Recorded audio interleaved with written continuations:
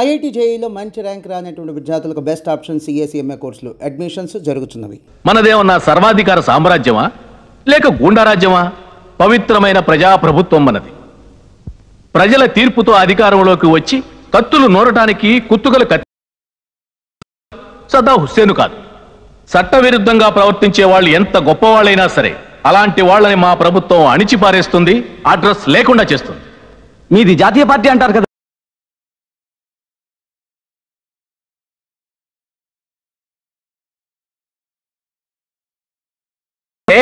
అహింస. సర్దార్ వల్లభాయ్ పటేల్ గారు ప్రబోధించారే ఐకమత్యం. సుభాష్ చంద్రబోస్ గారు ప్రబోధించారే విప్లవం. అది మా జాతి. బ్రిటిష్ వాళ్ళ పెరంగులకి రొమ్ము చూపించి ధైర్యంగా నుంచున్నప్పుడు లేని జాతి ఇప్పుడెందుకు మనకి? ప్రత్యేక తెలంగాణ కావాలంటూ కొందరు నాయకులు పోరాటం జరుపుతున్నారని తెలుసు కదా, దీనికి మీ గవర్నమెంట్ ఏం చర్య తీసుకుంటుంది? ఆంధ్ర రాష్ట్రం అనేది ఒక అవిభక్త కుటుంబం లాంటిది. ఈ రాష్ట్రంలోని ప్రతి పౌరుడు ఈ కుటుంబ సభ్యుడే. మన అనుబంధాలు శాశ్వతంగా ఉండాలనేదే మా ఆకాంక్ష. దాయాదులుగా ఉండి లోగడ బ్రిటిష్ వాళ్ళకి బానిసలం అయ్యాం కదా, ఆ స్థితి రావటానికి మేము ఒప్పుకో. మీ ప్రభుత్వం తెలుగుకి ప్రాధాన్యత ఇస్తుందా సార్? లేదు. ఏ సార్? ఏమయ్యా, ఇది ఆంధ్ర రాష్ట్రం, మనం తెలుగు వాళ్ళం. అలాంటప్పుడు ప్రాధాన్యత ఇవ్వడం అనేది ఏముంది? నాకు జన్మనిచ్చిన తల్లిని అమ్మ అని పిలవటానికి పరాయి వాళ్ళు ఎవరో వచ్చి చెప్పాలా? మన దేశం, మన భాష అన్న అభిమానం మన అంతరంగంలో నుంచి పుట్టుకు రావాలే కానీ ఆడంబరం కాకూడదు. మీ గవర్నమెంట్ లో మైనారిటీ వర్గాలకు ప్రాణభయం ఉందని అంటున్నారు, దీని గురించి? ఈ దేశంలో నివసిస్తూ ఈ దేశంలో పొట్టపోసుకుంటూ పరాయి దేశం జిందాబాద్ అని అరవటం మేము ఎప్పుడూ ఒప్పుకోం. దీనివల్ల సమస్యలు రావా సార్? ఈ రాష్ట్రం కోసం నా ప్రాణం బలి చేయాల్సి వచ్చినా సరే నేను అనుకున్నది చేసి తీరుతాను. ఇన్ని ప్రశ్నలు అడుగుతున్న మీకు నాదొక చిన్న ప్రశ్న. మీరెవరు అని అడిగితే మీరేం జవాబు చెప్తారు? ప్రెస్ రిపోర్టర్ అని చెప్తాం. ఇదే ప్రశ్న ఒక అమెరికా దేశస్తుని అడిగితే వాడు నేను అమెరికన్ అని చెప్తాడు. ఒక రష్యా వాడిని అడిగితే వాడు రష్యన్ అని చెప్తాడు. భారతదేశంలో పుట్టి భారతదేశంలో పెరిగి నేను భారతీయుడిని చెప్పుకోలేరా? ఈ దేశంలో పుట్టిన అందరూ భారతీయులు అని చెప్పుకోవాలి.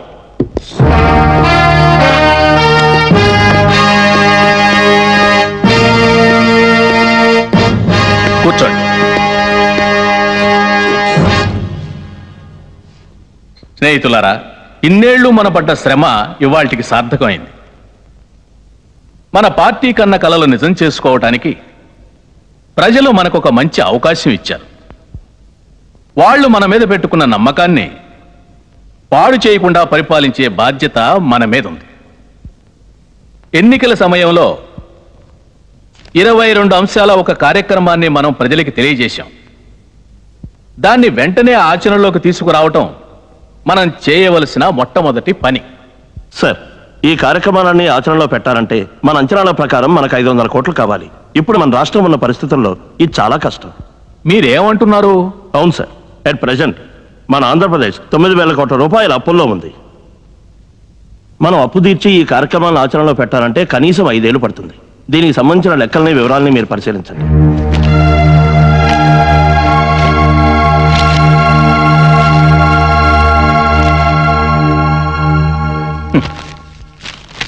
లెక్కలు వివరాలు అలా ఉంచండి. ప్రజలకి మనం ఇచ్చిన మాట నిలబెట్టుకోవాలి. దానికేం చేయాలో చెప్పండి. అయితే ఓ పని చేయండి, ఇప్పుడున్న అన్ని వస్తువుల మీద ట్యాక్స్ 2% పెంచండి. బతకటానికే ప్రజలు ఇప్పుడు బోలెడు పన్నులు చెల్లిస్తున్నారు. వాటిని ఇంకా మనం ఎక్కువ చేయడం కంటే విషయం ఇవ్వడం మంచిది. బెస్ట్. నష్టాల్లో ఉన్న ఏపీఎస్ఆర్టీసీని ప్రైవేట్ చేసేయండి. గడ్డి అన్నారంలో ఉన్న 400 ఎకరాలనే లోగడ గవర్నమెంట్ వాళ్ళు వాళ్ళకి శాంక్షన్ చేశాం, వీళ్ళకి శాంక్షన్ చేశాం అంటూ పెండింగ్ లో ఉంచేశారు. ఆ స్థలాన్ని మనం వేలం వేస్తే పోలా? అలాగే కోటి palace, Bhuvanagiri estate, Chiran palace layout చేసి అమ్మేద్దాం. లోగడ ప్రభుత్వాలన్నీ హైదరాబాద్ లో రెడ్ లైట్ ఏరియా పెట్టాలి పెట్టాలి పెట్టాలి అనుకునేవి, మనం పెట్టేద్దాం. Best idea sir. కొన్నేళ్ల దాకా మెదక్ జిల్లానే మహారాష్ట్ర గవర్నమెంట్ కి లీజుకి ఇచ్చేద్దాం. లేదంటే నాగార్జున డ్యామ్ని తమిళనాడుకి అమ్మేద్దాం సార్. ఈ పనులన్నీ చేస్తే మన గవర్నమెంట్ కొన్ని అప్పు తీరుతుంది, మన పార్టీకి మంచి పేరు వస్తుంది. షటప్. ఒక పని చేయండి, మీరు ఈ అసెంబ్లీ బిల్డింగు, సాలార్జంగ్ మ్యూజియము వేలం వేయండి. జనం మనకి ఓట్లు వేసి అధికారం కట్టబెట్టినందుకు సార్థకం అవుతుంది. సిగ్గులేదయ్యా మీకు? మనం ప్రజాసేవ చేయడానికి వచ్చామా లేక ప్రజల్ని బాధ పెట్టడానికి వచ్చామా? ఈ పనులు చేయడానికి మనం 25 ఏళ్ళు కష్టపడి ఉండక్కర్లేదు. ఎప్పుడో ఈ రాష్ట్రాన్ని నామరూపాలు లేకుండా చేసి ఉండొచ్చు. అసలే ఈ రాష్ట్రంలో కరెంటు లేక నీళ్లు లేక జనం అల్లాడిపోతున్నారు. ఈ స్థితిలో మీరు చెప్పినట్టుగా మేము ఏదైనా చేస్తే అందరూ రోడ్డున పడి ముష్టెత్తుకోవాలి. సార్, అన్ని ప్రశ్నలకి జవాబులు ఉన్నట్టుగానే ప్రతి ఒక్క సమస్యకి పరిష్కారము ఉంటుంది. అన్నపూర్ణ లాంటి ఆంధ్ర రాష్ట్రానికి అన్ని రకాలుగా ఆదాయం ఉన్నప్పటికీ లోట్లో ఉందంటే కారణం లోగడ గవర్నమెంట్లో ఉన్న మంత్రులు అక్కడి నుంచి ఇక్కడి నుంచి అప్పులు తెచ్చి వాటిని ప్రణాళికలకు ఉపయోగించకుండా స్వార్థానికి వాడుకొని మన రాష్ట్రాన్ని లెవెల్కి తెచ్చారు. దీని వెనక ఎవరి హస్తం ఉందనే తెలుసుకోవడానికి మనం ఒక ఎంక్వైరీ కమిషన్ని అపాయింట్ చేయాలి. అప్పుడు ఎక్కడెక్కడ ఉన్న బ్లాక్ మనీ అంతా బయటకు వస్తుంది. దాన్ని మనం అనుకున్న కార్యక్రమాలన్నిటికీ ఉపయోగించుకున్నా ఇంకా బోలెడు మిగులుతుంది. కానీ ఇది అమలు చేయడానికి ఒక ప్రాబ్లం ఉంది. ఏమిటిది? మనం చేయాలనుకుంటున్న ఈ పనికి ఎవ్వరూ సపోర్ట్ చేయరు, అడ్డుకునే వాళ్లే ఎక్కువ. మనం దీన్ని ధైర్యంగా ఫేస్ చేయగలిగాము అంటే మనం అనుకున్నది సాధిస్తాం. లేదంటే చూడండి, అన్యాయాన్ని సపోర్ట్ చేసే ప్రభుత్వం కాదు మంది. ఎలాంటి ప్రాబ్లం వచ్చినా దాన్ని ఫేస్ చేయడానికి మనం రెడీ. వెంటనే ఎంక్వైరీ కమిషన్ అపాయింట్ చేయడానికి ఏర్పాటు చేయండి. వీడి పేరు పట్టాభి, ఎక్స్ చీఫ్ మినిస్టర్. వీడి ఆస్తిపాస్తులు పటాన్ చెరువులో టైర్ల ఫ్యాక్టరీ, అబిడ్స్ సెంటర్లో కమర్షియల్ కాంప్లెక్స్, సరూర్ నగర్లో మారుతి షోరూమ్, వేరు అకౌంట్స్ లో 300 కోట్ల రూపాయల బ్యాంక్ బ్యాలెన్స్. వీడు పరంధామయ్య, ఎక్స్ రెవెన్యూ మినిస్టర్. వీడు అధికారంలో ఉన్నది 3 సంవత్సరాలు అయినా 3 తరాల వరకు కూర్చుని తినేంత ఆస్తి ఉంది. దానికి సంబంధించిన డీటెయిల్స్ ఇందులో ఉన్నాయి. వీడి పేరు Jagadish, distillery owner, excise contractor. Government కాంట్రాక్టులు మహా చౌకగా కొట్టేసి ఈ రాష్ట్రాన్ని లూటీ చేస్తున్న బిజినెస్ మ్యాగ్నెట్. వీడికున్న ఆస్తితో 10,000 మంది 5 సంవత్సరాలు భోజనం చేయొచ్చు. ఈ తోడు దొంగలందరినీ శ్రీకృష్ణ పరమాత్ముల్లా కాపాడుతూ అవకాశం వస్తే ఈ ఆంధ్రప్రదేశ్ తలరాత్రే మార్చడానికి సిద్ధమయ్యే వ్యక్తి ఎంపీ బలరామయ్య.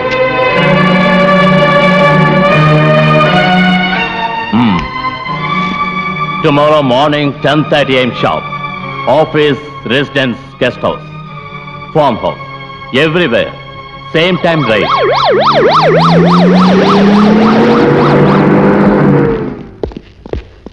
హే మిస్టర్, ఏం కావాలి? ఎవరు మీరు? BR from CVD department. మీ ఆఫీస్ రైడ్ చేయడానికి వచ్చాం. సారీ సార్, మా ఎండి పర్మిషన్ లేకుండా మిమ్మల్ని అలౌ చేయం. మీ ఎండి పర్మిషన్ మాకు అక్కర్లేదు. This is government order.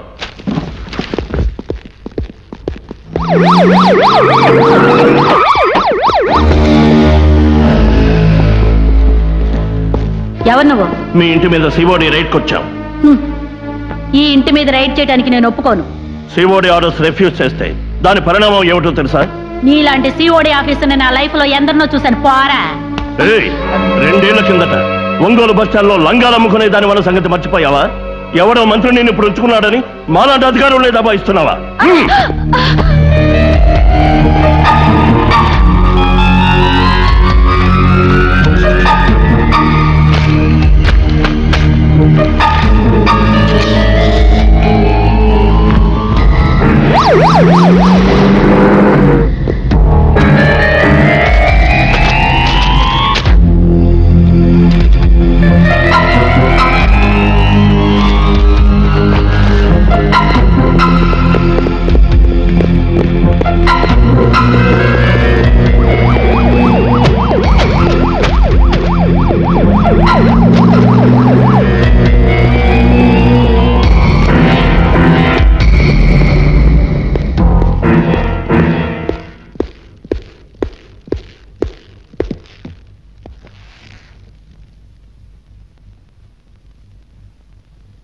మీరు అధికారంలో ఉన్నది 3 ఏళ్ల 11 నెలల 4 రోజులు.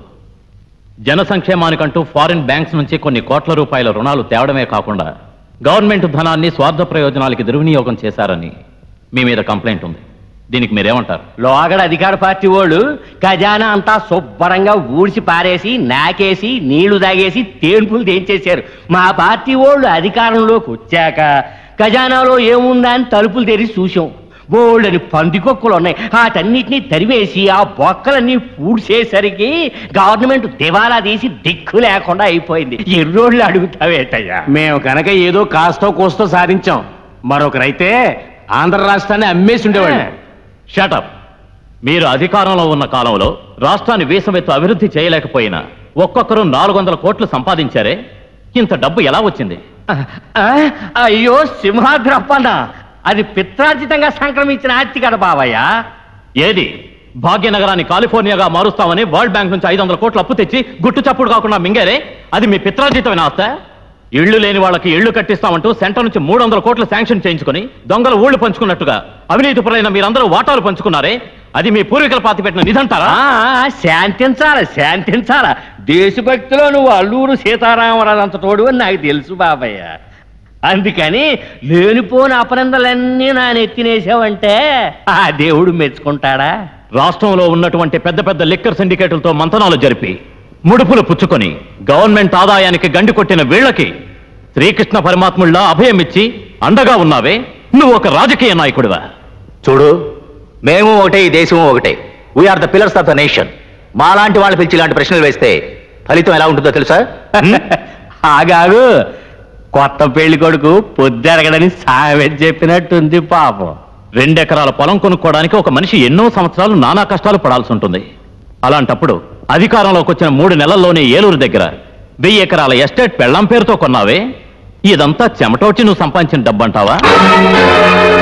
కులాల పేరు చెప్పుకొని దొంగ ఓట్లు వేయించుకొని మీరు ఎన్నికల్లో గెలిచి పదవుల్లోకి వచ్చారు. మీ మామలు బావలు సెంటర్లో ఉన్నారన్న ఒకే కారణంతో ఎల్పీజీ పెట్రోల్ బంక్ లైసెన్సులు మీ వాళ్ళందరికీ కట్టబెడుతున్నారే, మీరు నిజమైన రాజకీయ నాయకులా? మీరు బలవంతంగా మా మీద అభియోగాలు మోపితే అవి నిజం కావు. దీని గురించి మాకేం తెలీదు. ఇదంతా ఒట్టి అబద్ధం. అబద్ధమా? ఏదబద్ధం? పటాన్ చెరువులో టైర్ల ఫ్యాక్టరీ, యాబిడ్ సెంటర్ లో కమర్షియల్ కాంప్లెక్స్, సరూర్ నగర్ లో మారుతి షోరూమ్, బంజారా హిల్స్ లో 6000 స్క్వేర్ ఫీట్ ఏసీ బంగ్లా, ఇది అబద్ధమా? ఒక్కొక్కరి బంగ్లాలోనూ కొన్ని లక్షలు విలువ చేసే ఎన్నో డాక్యుమెంట్స్ అధికారులకు దొరికినాయి అంటే ఈ రాష్ట్రాన్ని మీరంతా దారుణంగా దోచుకుని ఉంటారు. నే చెప్పేది అబద్ధం కావచ్చు, మీరు చెప్పేది అబద్ధం కావచ్చు, కానీ మీ చరిత్రంతా సాక్ష్యాధారాలతో రాసి ఉన్న ఈ రికార్డ్స్ అబద్ధం చెప్పవు. ఇవన్నీ మీరు అధికారంలో ఉన్నప్పుడు మీరు చేసిన అక్రమాలు. నేరాలు ఒప్పుకొని మీరే మర్యాదగా సరెండర్ అయితే సరే, లేకపోతే మీ గతి ఏమవుతుందో నేను చెప్పను, కోర్టే నిర్ణయిస్తుంది. ఇక మీకున్న గడువు 48 గంటలు మాత్రమే. Just 48 hours.